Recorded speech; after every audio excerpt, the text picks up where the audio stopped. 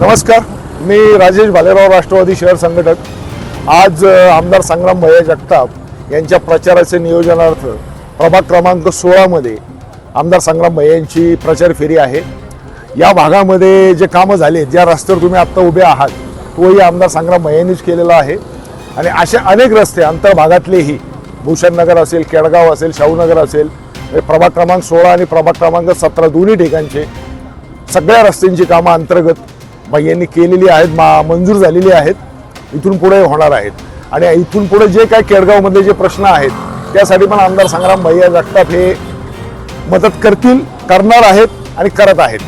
त्यामुळं इथल्या समस्त नगर शहरामधनं आणि केडगावमधनं देखील संग्राम भैयांना प्रचंड प्रतिसाद मिळतो आहे। विरोधकांकडे बोलण्यासारखं काही नाही आहे, त्यामुळे ते एकच जुना राग ओवाळत बसलेले आहेत, तो कोळसा ओवाळत बसलेले दहशतीचा।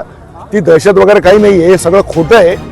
दहशत असती ना तर एवढी पब्लिक, एवढी जनता आली नसती।